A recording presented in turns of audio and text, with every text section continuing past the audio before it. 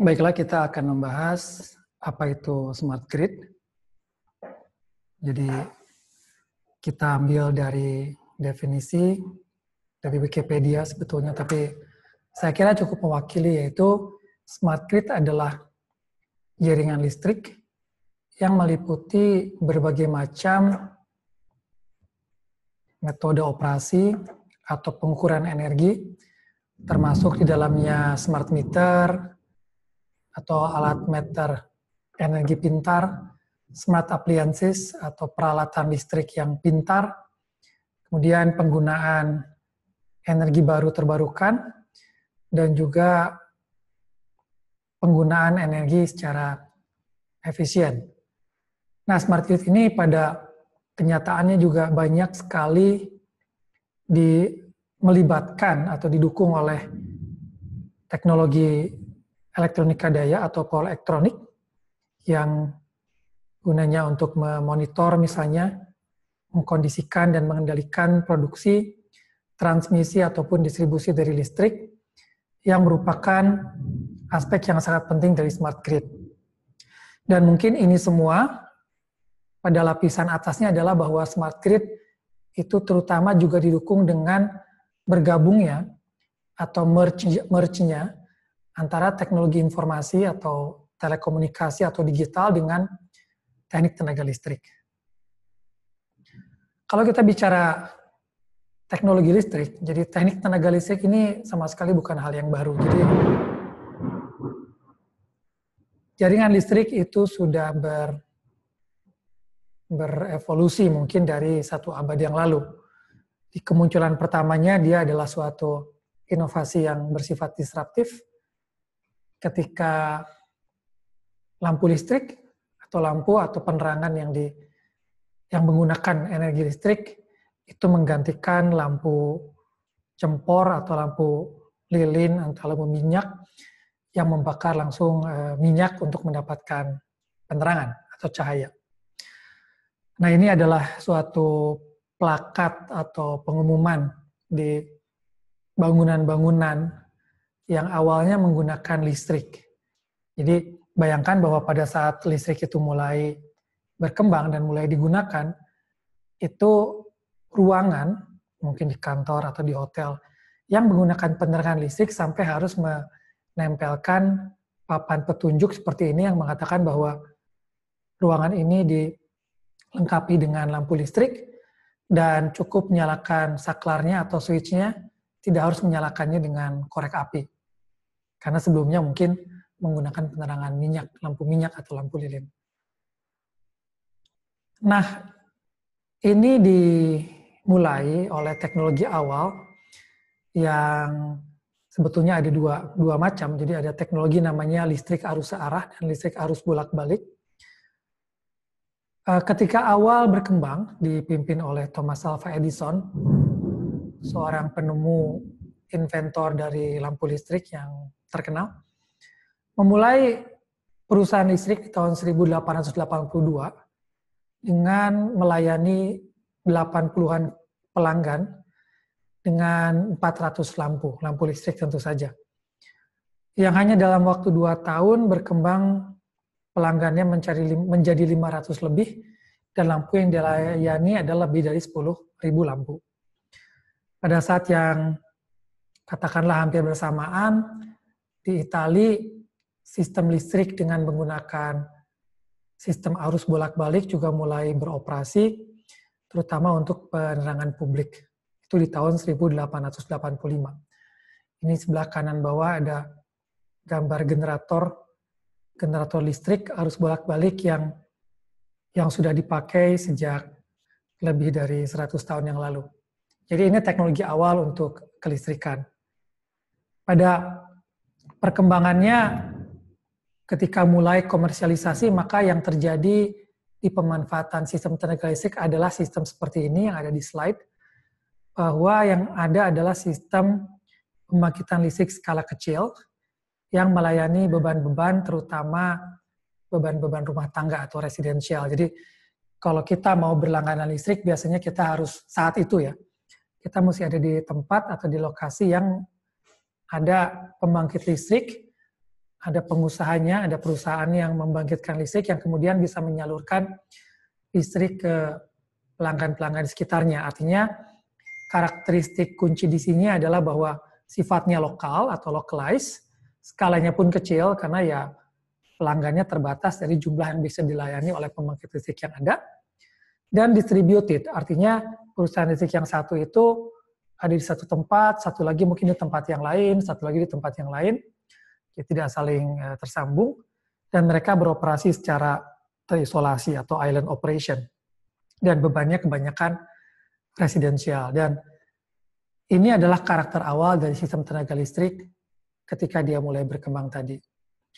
Nah, kita bisa bayangkan perusahaan listrik yang kecil itu kemungkinan ya memiliki 1, 2, atau sedikit unit pembangkit yang mungkin ketika operasi dan pengendaliannya itu harus katakanlah diawasi secara manual, di mana operator menunggui atau menginspeksi mesin-mesin ini atau generator ini ketika membangkitkan listrik untuk melayani pelanggannya.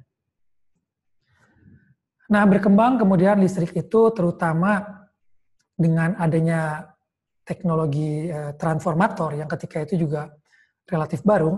Ketika di tenaga listrik kita bisa menaikkan tegangannya dan menurunkan tegangannya sehingga transmisi listrik itu menjadi lebih efisien. Mungkin untuk yang berlatar belakang fisika atau engineering tahu bahwa daya listrik adalah fungsi tegangan dikali arus. Sehingga untuk daya yang sama, kalau kita bisa fleksibel menaikkan tegangan atau menurunkan tegangan, kita bisa mengatur besar arus, dan di situ kita bisa mempunyai sistem transmisi yang lebih efisien. Jadi suatu sistem tenaga listrik itu intinya adalah pembangkit yang membangkitkan listrik, kemudian ada sistem transmisi yang menyalurkan listrik di jarak yang jauh, setelah tegangan listrik dinaikkan dengan trafo. Kemudian ada jaringan distribusi yang menyalurkan listrik tadi ke pelanggan-pelanggan di tegangan listrik yang lebih rendah. Jadi komponennya ada pembangkit, transmisi, distribusi, dan pelanggan. Yang salah satu komponen kuncinya adalah trafo. Nah, mungkin untuk ilustrasi saja, kemanfaat dari naik turun tegangan dengan trafo ini juga bisa dibayangkan oleh teman-teman, misalkan ketika kita mengkonsumsi listrik di rumah, meskipun listrik itu berbahaya ya, kita tidak ingin menyentuh listrik secara langsung. Tapi tentu saja ketika tegangan di sekitar rumah diturunkan ke 220 volt, itu relatif akan lebih aman karena mungkin isolasi yang diperlukan tidak terlalu tebal, berat, dan mahal dibandingkan kalau dia misalkan masih sama dengan tegangan ketika dia dibangkitkan di level seribuan atau ribuan volt atau kilovolt. Nah, dengan perkembangan listrik arus bolak-balik ini, kemudian yang terjadi adalah sistem listrik yang mayoritas masih kita kenal sekarang atau sistem listrik klasik. Ketika pembangkit-pembangkit besar yang biasanya ada di daerah-daerah yang jauh dari pelanggannya, itu membangkitkan listrik dan kemudian menyalurkannya melalui saluran-saluran transmisi, melalui gardu-gardu induk listrik, dan menyalurkannya ke sistem distribusi hingga ke rumah-rumah atau ke pelanggan, baik rumah tangga, bangunan komersil, ataupun pabrik. Yang khas di sini adalah bahwa aliran listrik itu mengalir satu arah, dari pembangkit besar melalui jaringan transmisi, gardu, distribusi ke pelanggan. Jadi one way, searah aliran listriknya. Nah, inilah yang sebetulnya terjadi juga termasuk di Pulau Jawa misalnya, jaringan interkoneksi, bahwa dengan jaringan listrik yang kemudian dioperasikan di tegangan tinggi dan saling berhubungan, itu betul bahwa pembangkit bisa ada di banyak lokasi, karena sekarang mereka tersambung dengan suatu jaringan listrik tegangan tinggi. Pembangkit di daerah Timur Jawa misalkan bisa mengalirkan listrik ke daerah Jawa sebelah barat karena ada sambungan ini. Tapi tetap saja secara arah itu satu arah hitungannya dari pembangkit ke beban. Meskipun di sini kadang-kadang mungkin pembangkit sebelah barat mensuplai beban di tengah atau dari timur mensuplai ke barat. Tapi secara arah dari definisi pembangkit ke beban dia tetap satu arah. Nah, ini mungkin gambaran ilustrasi listrik tadi di Jawa. Ini foto Jawa di malam hari, Pulau Jawa di malam hari. Jadi kita melihat bahwa seperti inilah kurang lebih sistem ketenaga listrikan yang bekerja. Jadi mereka saling berhubungan, ada pembangkit, ada beban. Di sini beban-bebannya adalah yang terang, karena di potret di malam hari kebanyakan beban ini yang terlihat tentu saja adalah beban lampu atau penerangan. Nah, ketika sistemnya sudah membesar, tentu saja operasional dan pengendalian tidak bisa lagi mungkin hanya satu pembangkit ada operatornya, tetapi mesti ada sistem kendali yang mengawasi keseluruhan sistem yang saling terinterkoneksi atau saling terhubung tadi. Jadi ini cukup lama, saya kira ini tahun 70-an mungkin atau awal 80-an, ketika operator masih mengawasi sistem di sistem yang mungkin banyak menggunakan analog. Kita lihat orangnya juga masih menelepon untuk mengkomunikasikan informasi dan lain sebagainya. Tapi sistem ini sesungguhnya sistem yang mengoperasikan dan mengendalikan jaringan listrik yang terinterkoneksi tadi. Dan sekarang pun sudah lebih modern, jadi display analog sudah diganti dengan digital, sudah menggunakan komputer, mungkin telepon yang tadinya wire sekarang wireless. Tapi secara prinsip sebetulnya ini masih sistem tenaga listrik yang konvensional, yang klasik, di mana aliran masih kebanyakan dari pembangkit ke pelanggan. Jadi kurang lebih bentuknya seperti ini. Kalau kita ilustrasikan, ada pembangkit-pembangkit besar yang biasanya lagi-lagi lokasinya jauh atau tidak di dekat pusat beban, karena kita bicara pembangkit yang besar yang ratusan megawatt, bahkan ribuan megawatt. Jadi megawatt itu juta watt ya, jadi ribuan megawatt itu ribuan juta watt. Nah, disalurkan dengan jaringan-jaringan transmisi listrik tegangan tinggi, biasanya di 150 kV, atau 275 kV, 380 kV, 500 kV, bahkan kalau jarak jauh dan negara besar bisa sampai 765 kV. Bahkan yang eksperimen sekarang di lebih dari 1000 kV. Disalurkan ke pelanggan-pelanggan yang berupa residential atau rumah tangga, bisnis atau komersil, pertokoan, perkantoran, dan industri atau pabrik. Jadi inilah ilustrasi jaringan listrik, katakanlah klasik, yang sudah berkembang lebih dari 100 tahun. Jadi sifatnya sentralistik, aliran listriknya satu arah dari pembangkit besar ke pelanggan saja, dan prinsipnya adalah bangun, sambung, alirkan. Artinya membangun pembangkit, menyambungnya melalui jaringan transmisi dan distribusi, alirkan ke pelanggan yang membutuhkan. Pada sistem operasinya, perusahaan tersebut adalah sentral, sehingga biasanya juga pelanggan tidak mempunyai pilihan selain harus berhubungan dengan perusahaan sentral tadi yang menyediakan listrik untuk keseluruhan sistem.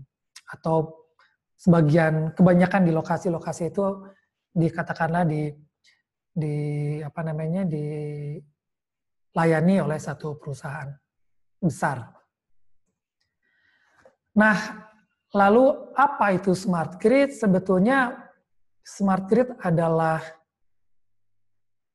gabungan bahwa sistem-sistem yang tadi mengoperasikan sistem yang besar tadi dari suatu mengalirkan listrik dari pembangkit hingga beban di pelanggan, kemudian ada pengawasan mesin-mesin, ada control room yang mengontrol bagaimana aliran listriknya, bagaimana ketersediaan listrik dan keadaan listrik, kemudian sebanyak-banyaknya digabungkan dengan perkembangan ilmu, informasi, dan teknologi. Jadi kalau kita lihat di gambar sebelah kiri, ini adalah classical grid atau mungkin conventional atau traditional grid atau grid masa lalu, di mana ada pembangkit, kemudian ada gardu listrik, ada jaringan transmisi, ada gardu listrik lagi, ada beban, rumah tangga, kemudian komersil dan industri, yang dihubungkan katakanlah secara manual. Jadi ada sistem operator yang berkomunikasi secara aktif untuk mengendalikan agar sistem ini bisa berjalan. Nah, sekarang kita bisa bilang bahwa sistemnya sudah lebih smart dari sebelumnya. Jadi kita banyak menggunakan ini yang ungu ini adalah infrastruktur elektrik. Jadi ini kalau di yang masa lalu tuh elektrik ya. Kemudian yang biru, yang biru ini adalah sistem komunikasi. Jadi kalau dulu mungkin komunikasinya dalam bentuk operator yang saling berkomunikasi untuk mengontrol atau mengendalikan sistem infrastruktur listrik ini, maka sekarang ini sudah lebih maju, artinya tetap ada suplai listrik, dan listriknya masih searah ke arah pelanggan. Pembangkitnya mungkin yang tadinya adalah pembangkit-pembangkit konvensional klasik berbahan bakar fosil, sekarang sudah ada yang berbahan bakar atau menggunakan sumber energi baru terbarukan, dan penggunaan komunikasi lebih banyak, lebih intensif, lebih aktif, tapi masih di level perusahaan. Jadi kalau kita lihat, garis biru ini masih di level utility atau penyedia layanan listrik. Belum menyentuh ke pengguna atau pelanggan. Jadi ada komunikasi dalam bentuk data, kontrol, monitoring sistem, dan lain sebagainya antara sistem pembangkit, sistem transmisi, gardu listrik, distribusi, tetapi komunikasi belum dengan pelanggan. Nah, di smart grid itu adalah gabungan integrasi dari sistem kelistrikan atau power dengan sistem informasi teknologi atau komunikasi atau digital. Sehingga kalau kita lihat dari gambar ini, di smart grid terjadi komunikasi yang aktif antara pelanggan. Jadi garis biru putus-putus ini ada antara pelanggan dengan perusahaan. Bahkan informasi ini juga masuk ke berbagai perusahaan service. Dan kalau kita lihat di gambar ini banyak sekali komponen-komponen aktif atau komponen-komponen baru, yang teknologi baru yang ada di pelanggan. Jadi di sini misalnya di pelanggan sudah ada fotovoltaik atau pembangkit listrik, sudah ada penyimpan energi, sudah ada mobil-mobil listrik.